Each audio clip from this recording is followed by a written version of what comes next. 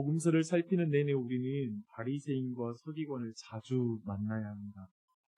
오늘은 그들이 왜 계속해서 예수 그리스도께 시비를 거는가, 왜 예수 그리스도와 끊임없이 갈등하는가, 그 내용을 좀 살펴보기를 원합니다.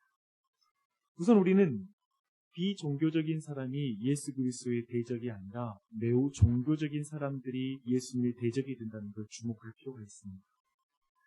더 거기에 들어가면 타종교인이 아니라 도리어 구약을 믿고 따랐던 유대교인들이 예수 그리스도를 더 깊이 대적했다는 것을 주목해야 합니다. 또 더한다면 비도덕적인 사람이 아니라 윤리적인 사람, 무지한 사람이 아니라 매우 유식한 사람, 그리고 특별히 율법에 무지한 자가 아니라 율법을 지키는 일에 열정을 가진 사람이 예수 그리스도를 대적했고 결국 예수 그리스도를 십자가에 못 박아 죽이는 일에 그들이 나섰다라는 것을 여러분 주목해야 합니다. 왜 그럴까요?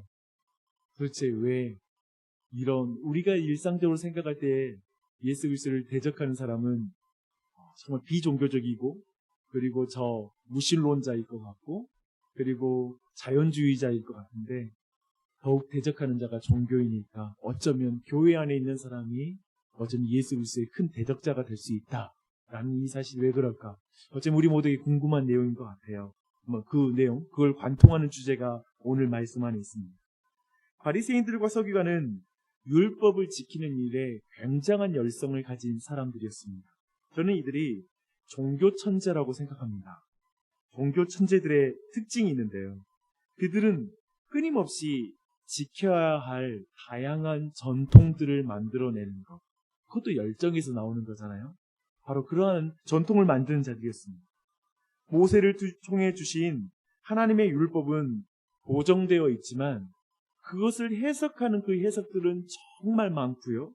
그리고 그것을 바르게 지키기 위한 다양한 방법은 무한대로 생산되기 시작했습니다. 여기에서 모든 문제가 발생합니다.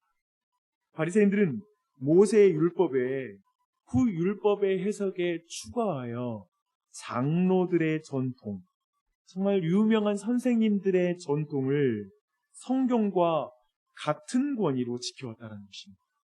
성경과 동일한 위치에 그 전통을 두고 있습니다.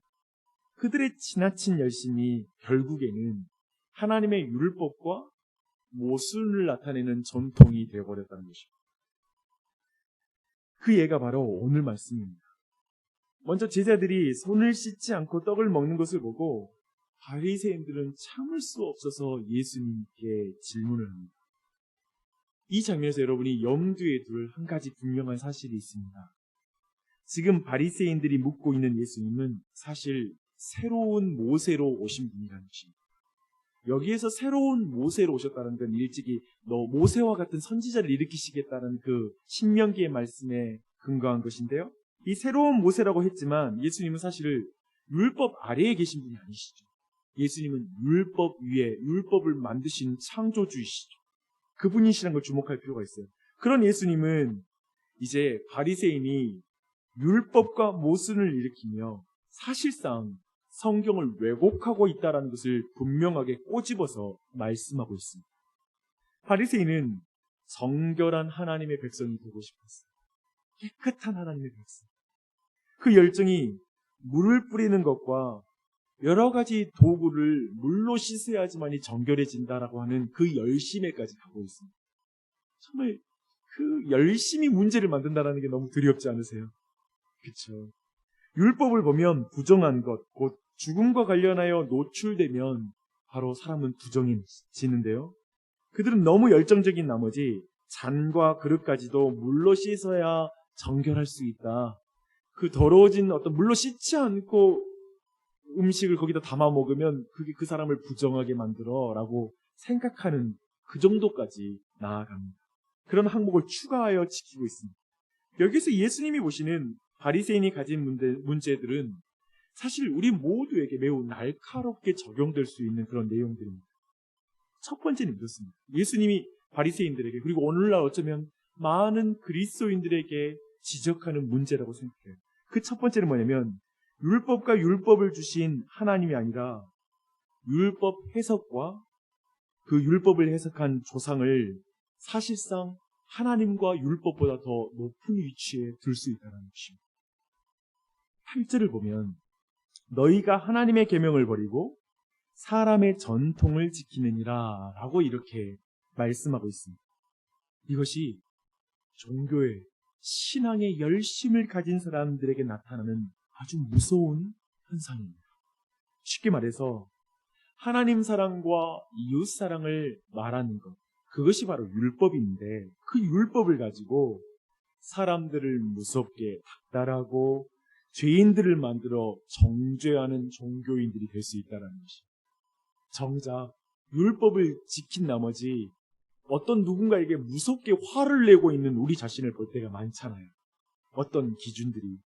오늘날에도 성경을 깊이 이해하고 열정적으로 하나님을 따르는 무리들이 결국 어느 한 종교 지도자의 광신도가 되고 있다는 현상을 여러분 요즘 만나고 있습니다. 특히 교회라고 부르는 곳에서도 그런 일이 벌어지죠.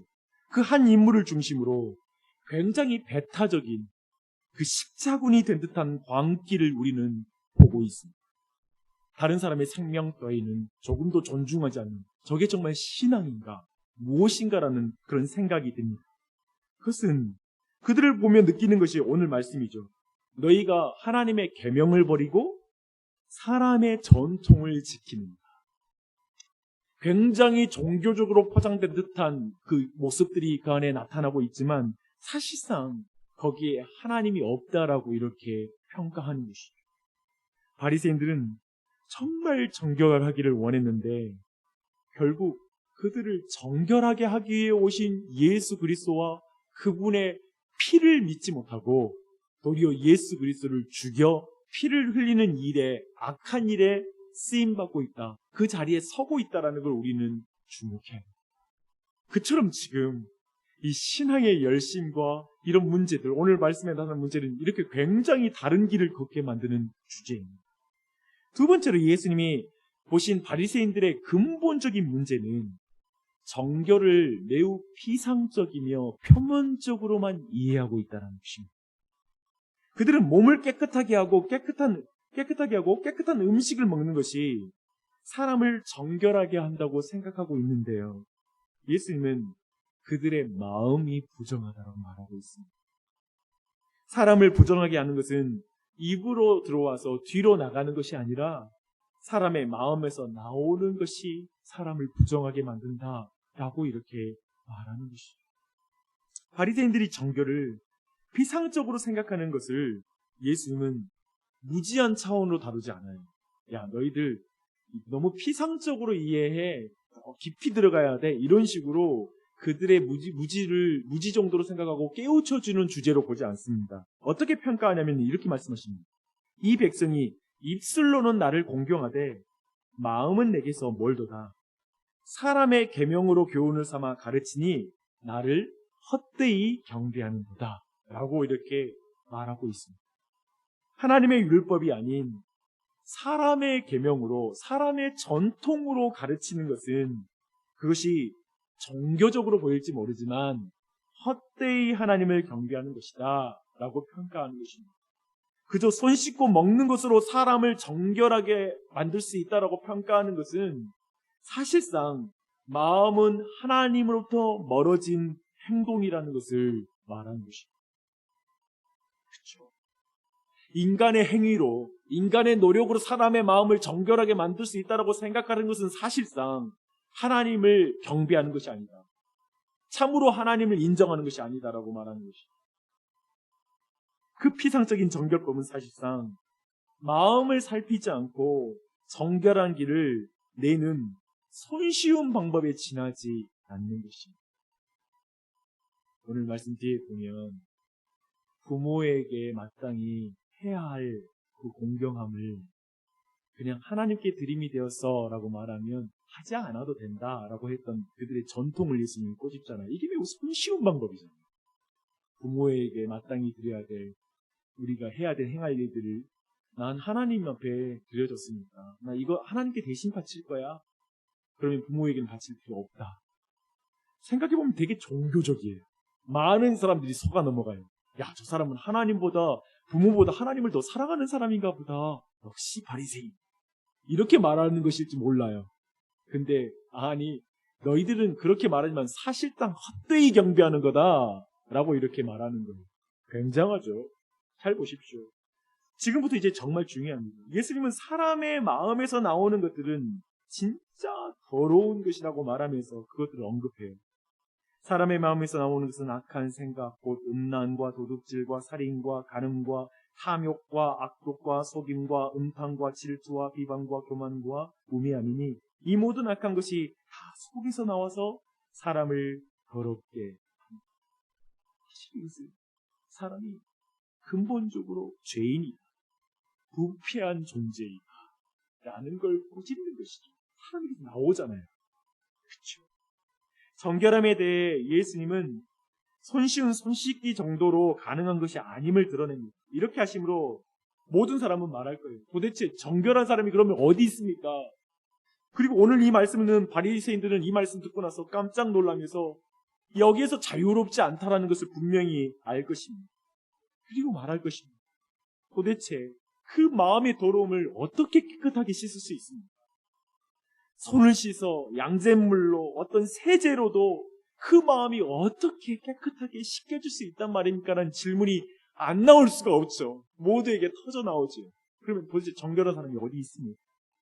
이에 대한 답은, 하지만 저는 24절부터 나오는 이방 여인 스로보니게 여인에게 하시는 말씀을 통해 자연스럽게 마가복음은 구조적으로 대답하고 있다고 저는 믿습니다. 예수님은 이스라엘 영토 밖으로 가요. 부정한 땅이죠. 어두운 땅이죠. 유대인들의 입장에서 그들은, 그 땅에 사는 사람들은 부정한 사람들입니다. 그런데 그 여인에게는 더러운 귀신 들린 딸이 있어요. 되게 성경의 표현이 재밌죠. 그 앞에 정결의 주제를 다루다가 뒤에 더러운 귀신 들린 딸을 가진 그 스로보니게 여인을 등장시킵니다. 참 표현이 적나라해요. 정말 부정한 귀신이 그 딸에게 들린 것입니다. 사람의 문제가 혈과 육의 깨끗함의 정결함의 문제가 아니라 마음의 문제인 것이라면 이토록 절망적인 상황이 어디 있겠어요. 이방 여인에다가 그리고 딸에게 귀신까지 들렸으니, 부정한 귀신이 들렸으니 얼마나 비참해요. 도대체 이걸 누가 고쳐요? 누가 새롭게 할 수 있어요? 그 여인은 예수님께 나와 딸을 고쳐달라고 간다. 근데 이때 예수님이 제자들이 들었을 때 깜짝 놀랄 말씀을 해요. 평소에 예수님이 하시지 않던 말씀을 그 여인에게 매우 날카롭게 말합니다.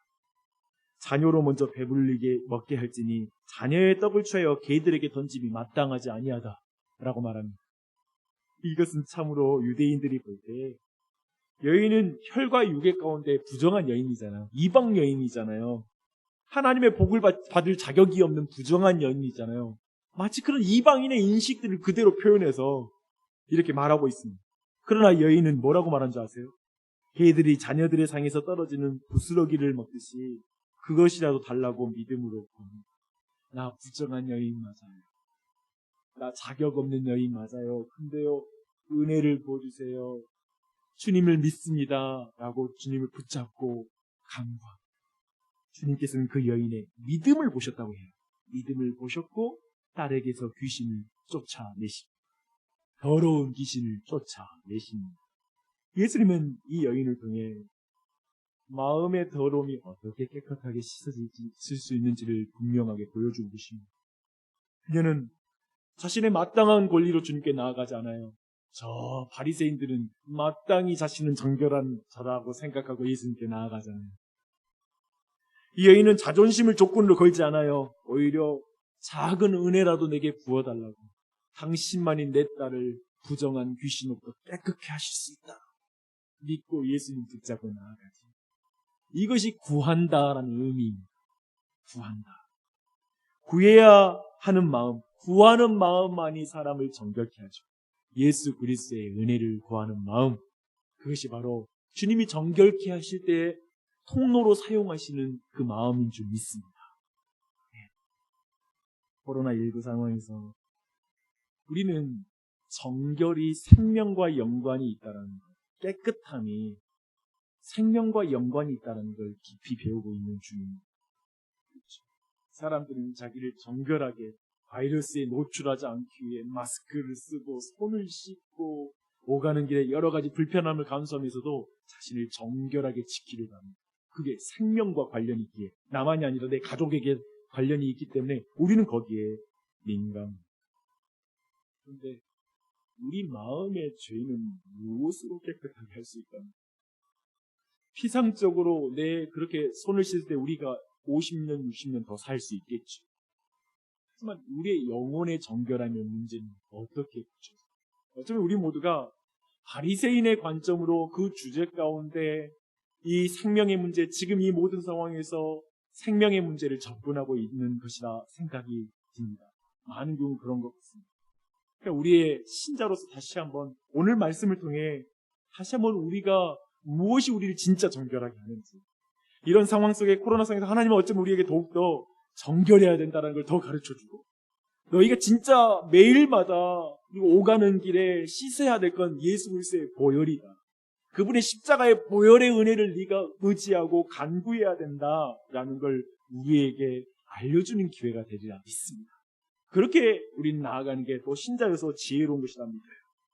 오늘도 우리의 삶에 중요하게 여길 것은 어쩌면 단순한 행위보다 우리의 마음을 기억하십시오.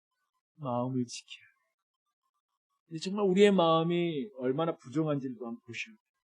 기도할 때 수로보니게 여인과 같은 간절함을 가지고 주님께 기도하는 이 아침이 되시길 축원합니다. 그렇게 주님께 간구했으면 좋겠어요. 정말 주님이 오늘 우리에게 원하시는 것은 어쩌면 우리에게 단순하게 우리의 문제, 코로나 문제를 해결하는 문제, 중요한 기도 제목이죠. 그걸 해결하는 것을 넘어서서 정말 그걸 통하여 우리를 더 깊이 만나기 원하시고 우리를 더욱더 정결케 되는, 모든 죄로부터 우리를 정결케 하시는 예수님의 보혈의 은혜를 부어주고자 하는 이 모든 것이 이 모든 상황 속에 담겨져 있는 것이 있습니다. 그 자리까지 나갔으면 좋겠습니다. 그렇죠? 저 바리새인에 머물러 있을 것인가, 아니면 수로보니게의 그 여인의 믿음까지 나아갈 것인가. 어쩌면 우리 모두에게 이 아침에 이 수로보니게 여인의 믿음을 가지고 간구할 때 우리 모두에게 하나님 큰 은혜가 넘칠 줄 믿습니다.